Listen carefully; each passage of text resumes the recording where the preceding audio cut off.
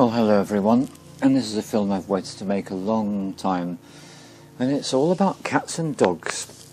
Cats and dogs, that special relationship. And the first thing that occurs to us when we consider cats and dogs is how very different these animals are from the other animals that we associate with in our lives. And I'm going to speak to you first of all about dogs. And my relationship with dogs was not an easy one, and it took me time to understand, appreciate and love dogs. And so the first dog I'm going to speak to you about is a dog called Matt.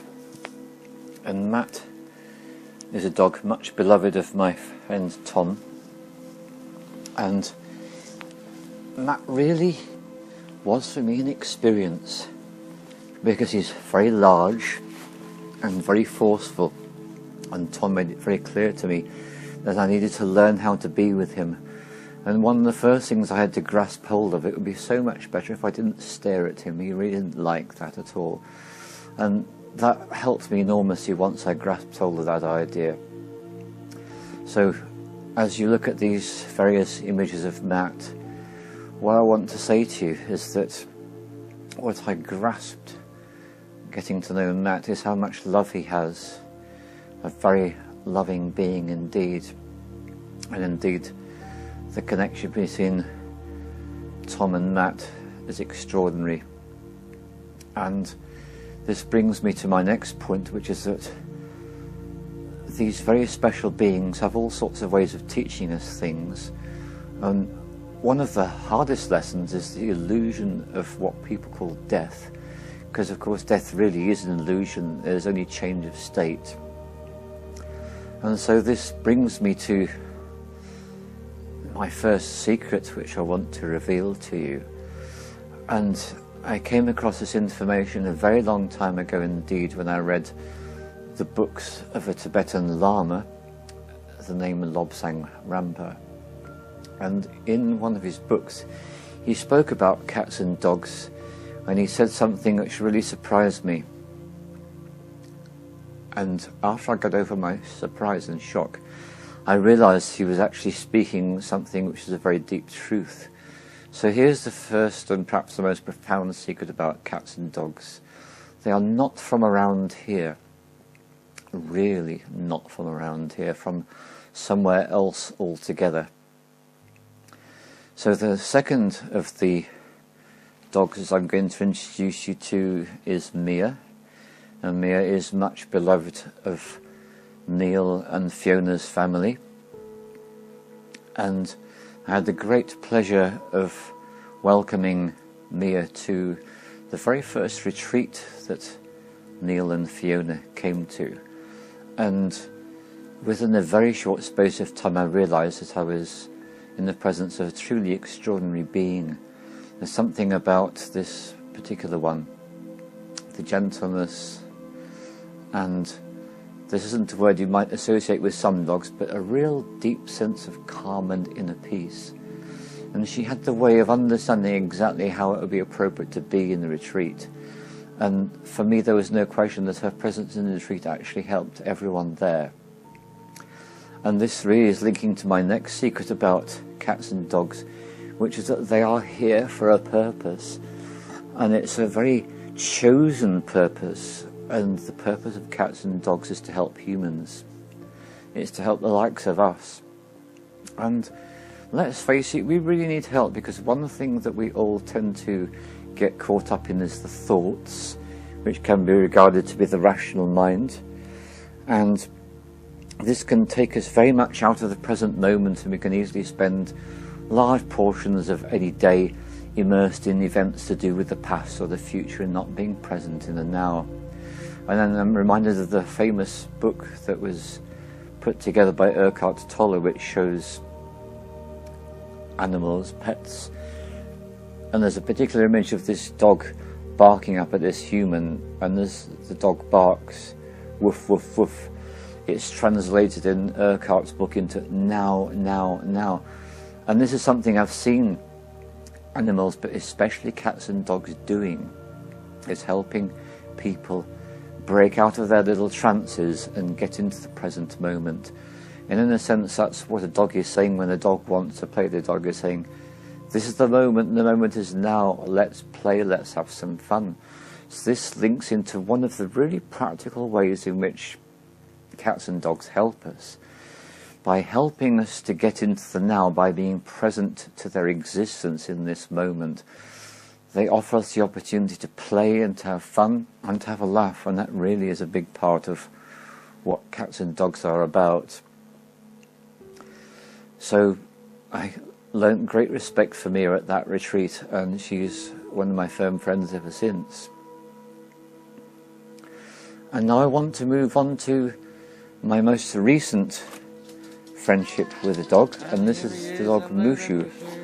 And this is me knocking on the door, and Nirvana opening the door, and Mushu greeting me in his usual Mushu-like way, which is to be very excited, very active, and as you can see, it's very difficult to film him and even to take photographs of him because he's moving so quickly. And I had great pleasure taking Mushu out for walks when I was visiting Waxara in Manchester, and I got truly present to the degree of love which he shows people. So this really is my primary understanding about cats and dogs, as they tune us into the now. They're really not from around here, they're from somewhere else altogether, and they really are about showing us a love and bringing us into the opportunity to play and have a good time. And I now want to do a link piece, which is not to talk about the dogs that I'm showing you the images of, but actually my initiation into the world of dogs. And that happened when my wife died of cancer, and I suddenly found myself inheriting Fluffy. Now Fluffy is a fairly small black dog, and she was obviously experiencing the loss of the woman who was most important in her life, who was my wife. And when she passed on, there was never a discussion about it. I simply became the person who looked after her, and she taught me so much. And one of the things that she was able to do is to show me how the smallest of interactions can be very powerful and helpful for people. So at that point in my life, I had a friend called David the Shaman Chef, and he lived in London. And at that point I was living in Tunbridge Wells in Kent with my daughter, with Fluffy. And I wanted to visit my friend, and I thought, what am I going to do about Fluffy? So I thought, I'll tell you what, I'll just take her on the train, and so I did. And the very first time I took her on the train, she was on the lead. We got into the carriage and we sat down, and she clearly wasn't happy being on the lead in this train. And I'm a person who at that point was really ignorant about dogs and didn't really know how to be with them and what to do. But some sense of guidance in me said, for goodness sakes, just let her off the lead. And I felt a bit nervous about doing it, and I did so. And then I watched what happened. And what she did is she explored the entire carriage, and she went up to people, and people said, oh, what a sweet dog. And they stroked her, and she enjoyed their company, and she moved on to the next person. And very rapidly this became my way of life when I went to visit my friend David the Shaman Chef. Is she would always come with me, and she would just have really great fun exploring all the people in the carriage and actually just showing them some love.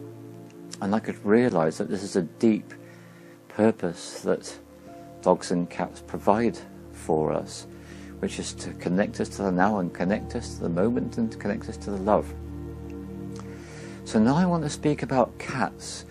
I'm aware that in my conversation with people there's almost this sense that there are dog people and there are cat people, and I most certainly have been a cat person throughout my life.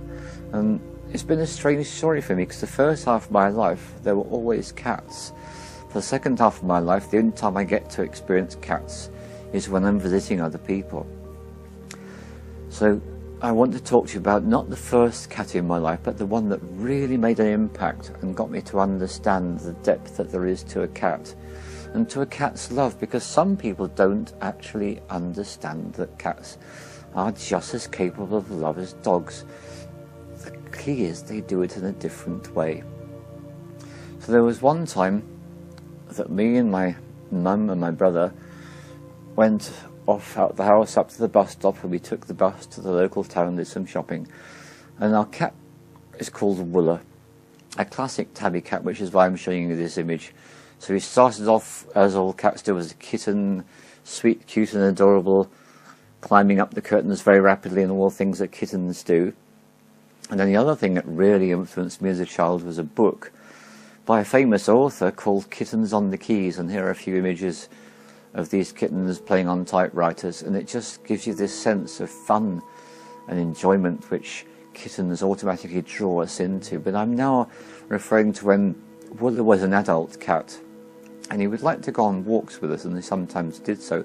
And this particular time he came for a walk with us to the bus stop, and we had to cross the road, and he crossed the road with us. And we thought, well, we hope he's all right. Then the bus came, and I was a bit concerned, and we went off on our bus trip. And we came back in the afternoon and went back home. And after a while, we noticed he wasn't around. And to my shame and of all of us, really, we didn't understand what had happened. And this was all on a Friday, and there was no sign of him on the Saturday, no sign of him on the Sunday. And then on the Monday morning, we went up to the bus stop, and who should we see on the side of the road where we got the bus, not the side of the road where we got back off the bus. There he was waiting for us. He'd spent the entire weekend waiting for us to come back at the same bus stop as he saw us leave.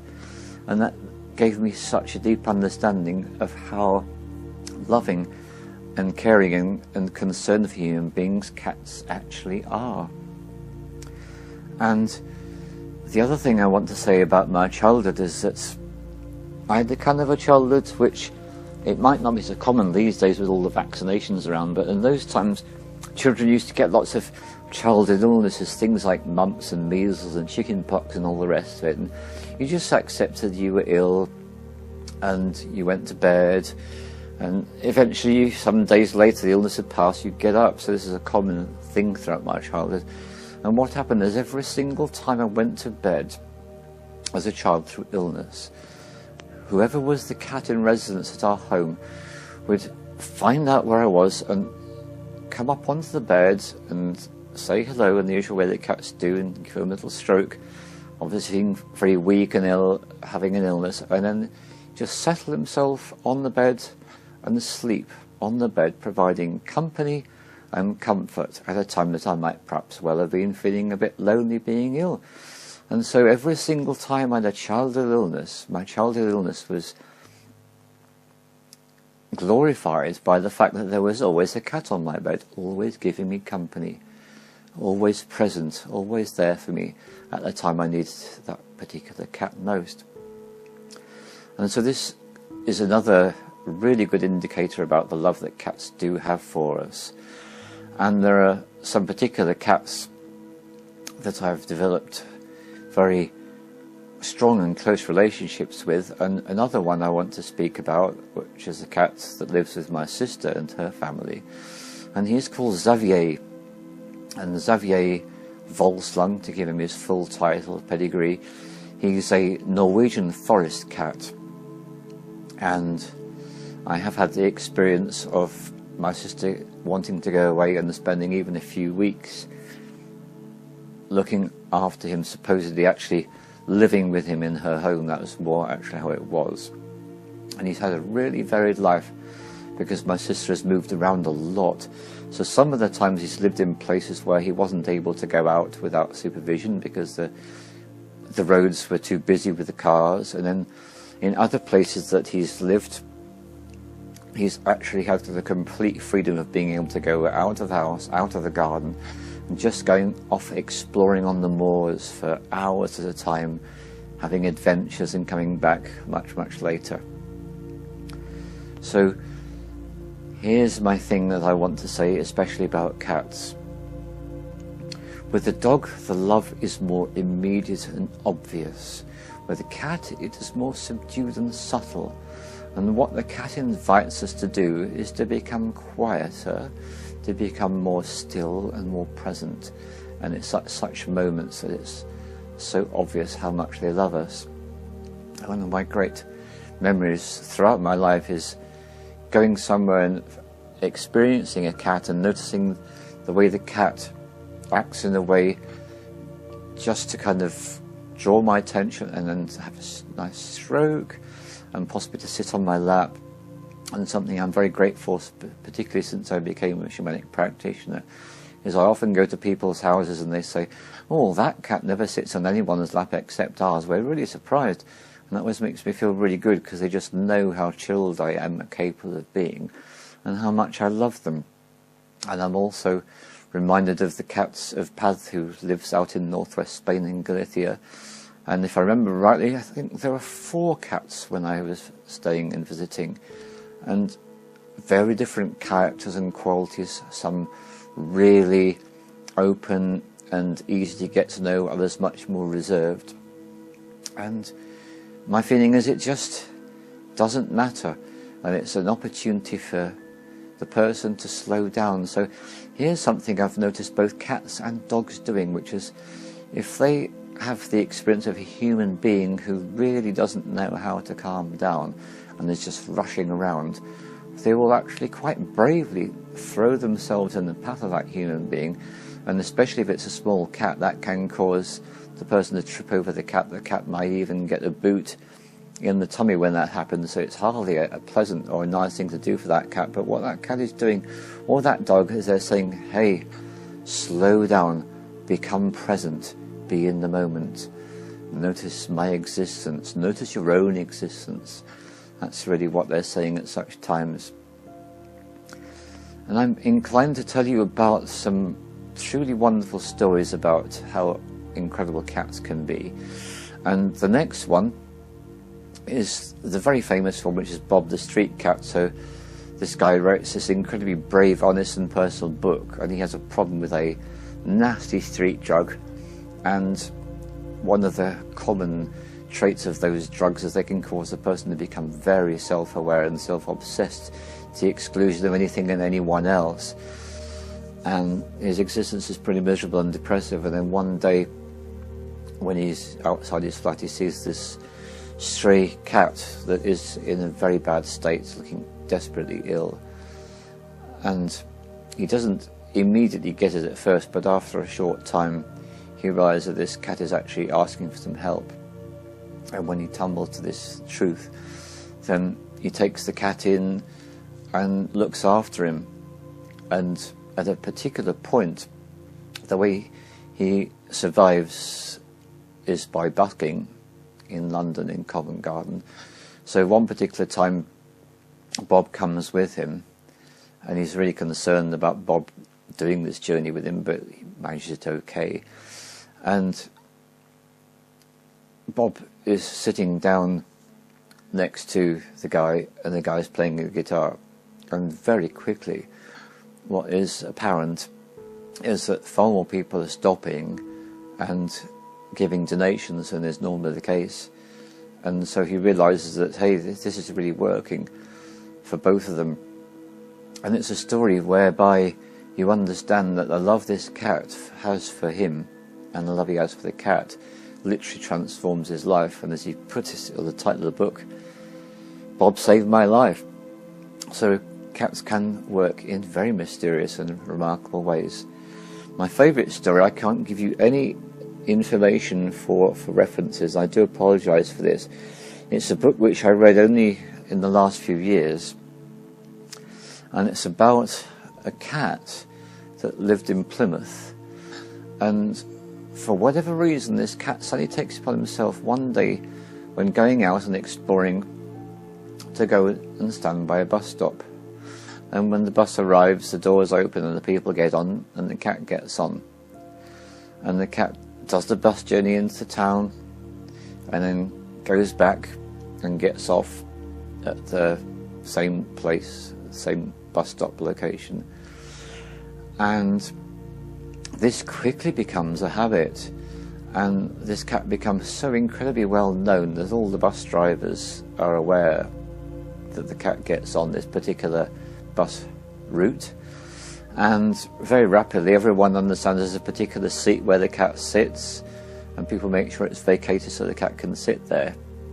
And as you read this book, you can tell that it's another example of a cat having a huge karmic impact on all the people that come into contact with this particular animal.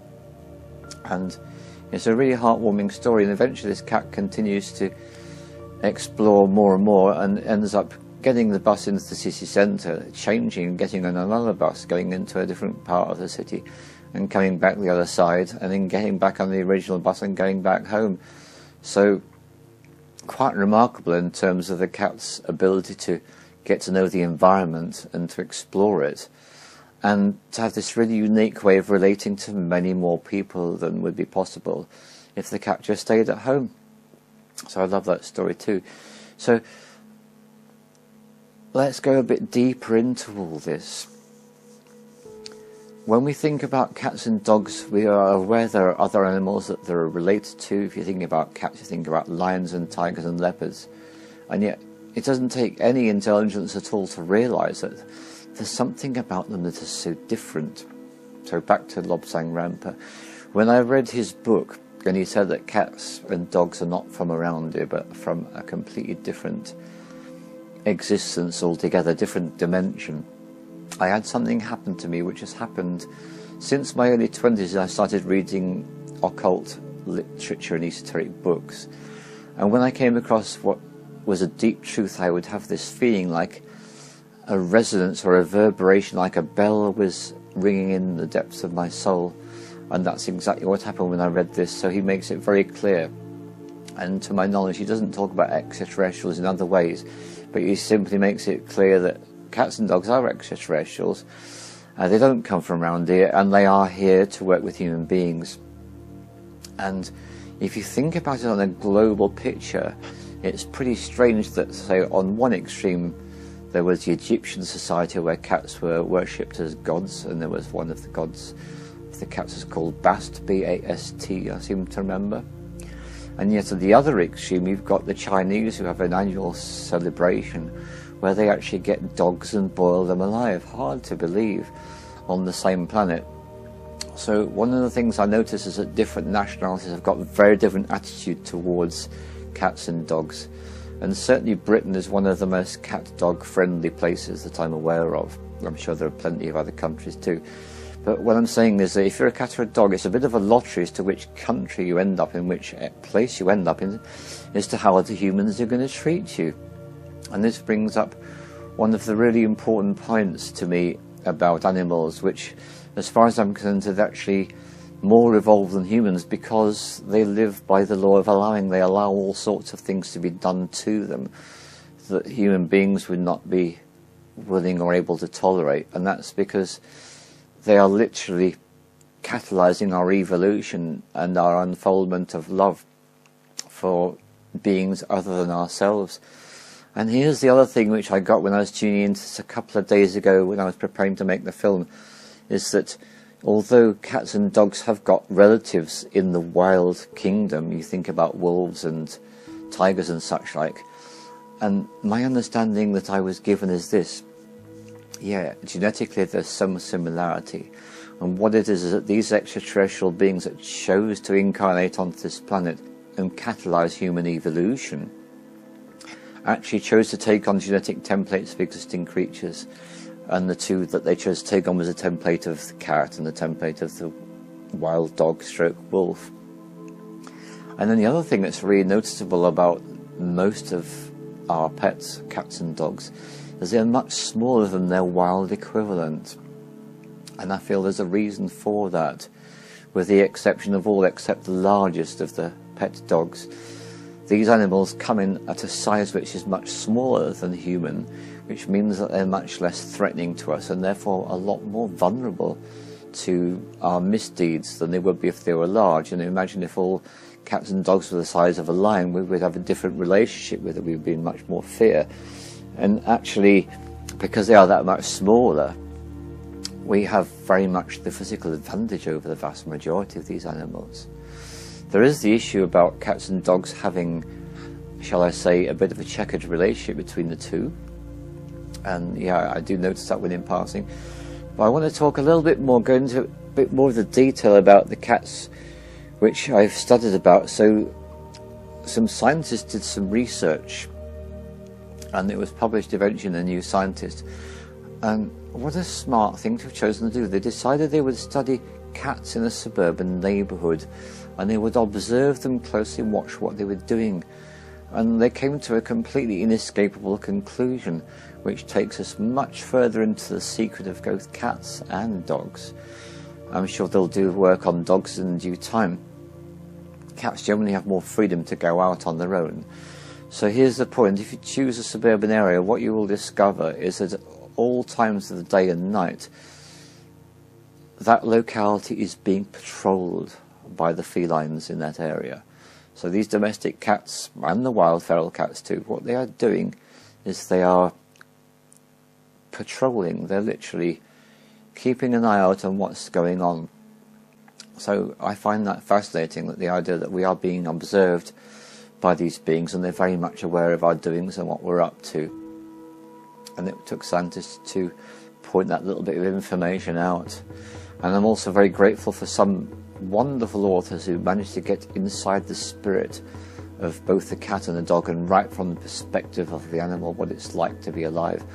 And I learned a lot from reading such books. Some people do have the sense of being able to really get deeply into the spirit of the animal. And so here's another thing to say from a really practical sense, which is to do with energy, positive and negative energy. So being a person who is fundamentally quite introverted and absorbs a lot of information and energy from my environment, and highly sensitive, what I tend to do is I tend to actually get an overabundance of energy, and when I get overly stimulated with energy, what happens is I tend to become pretty tired and exhausted, and when I used to have the illness ME, I would actually collapse. And this is what I've discovered. If you're a person who is like me in this sense, then you will find that if you are with cats, what they do is they draw the surplus energy off you, which then leaves me in particular feeling much more balanced and calm and centered. So for me to be around a cat and to stroke a cat actually serves me a very powerful and useful energetic function. It just takes off that excess charge which I'm carrying and makes it much more easily for me to do what I'm doing. Now, by contrast, dogs do the opposite. If you're a person that is lacking energy, and actually what you need is to have an injection of energy, then what you need to do is to have a dog in your life, because what dogs tend to do is they tend to literally radiate this overabundance of energy. And particularly like when you saw Mushu coming out of the house, he's full of movement and excitement and all that.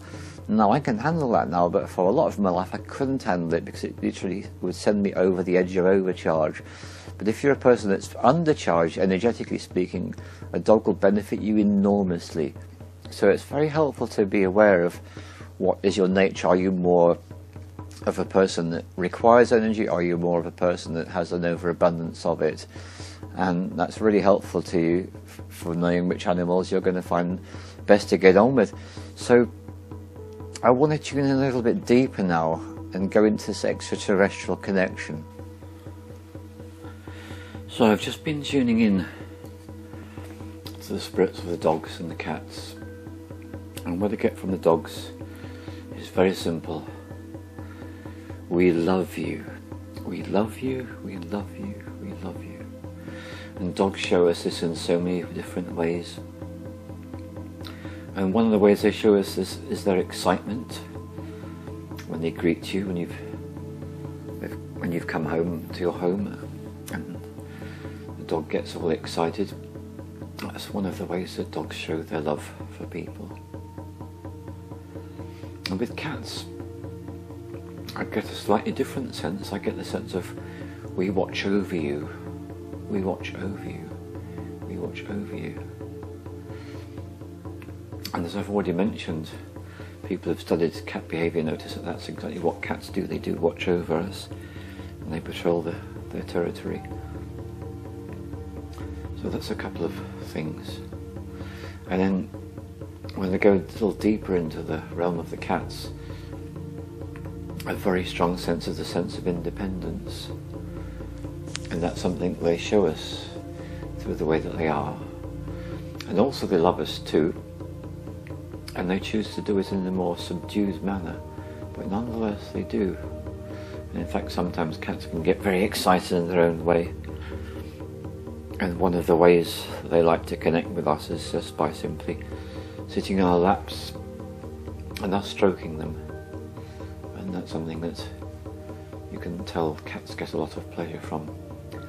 And the thing that I pick up about all this is that the humans, we're really inviting you to surrender to us and how we are, and to know that we're always wanting to take you into the present moment, into the eternal now. That's really our mission. And then there's something else I want to throw in, which I observed when I went for a water experience recently with Neil and their dog Mia. We'd had our water experience and Neil had gone on ahead, and what Mia did is she hung back and waited for us until we were ready, and only when we were ready would she follow along. And Neil said this is very much how she is when he's ever out with a group of people, that she's always making sure that no one gets left behind, and she won't move forward until we do. So that's another sense that dogs have, this sense of the pack, the family, the collection of beings, whether it's just a quick walk or it's a family. And of course this relates to the thing about the dogs barking. That's very much saying, hello, this is us, this is our territory, so that you know it's occupied. That's another aspect of the nature of the dog. To be a protector, that's what it is being a protector. And through the extraordinary examples I've mentioned earlier, and the example of Bob the cat, cats and dogs will sometimes go to extraordinary lengths to show how much they care for us and intervene in the life of a particular person to help them with whatever it is they're struggling with at the time. So I want to thank the spirits of the dogs and the cats for all that they contribute to our lives as people. And I know that the lives of many people are made richer by the presence of these animals. And the other thing that they can do is to become attached to a person who doesn't have many human companions, and to take that role of companion on. And I guess that's another word that comes up about both dogs and cats, this strong sense of companionship they have. So that is what came up just now, and I invite you to explore the world of the dogs and the cats in your own way and appreciate them for exactly how they are. Thank you.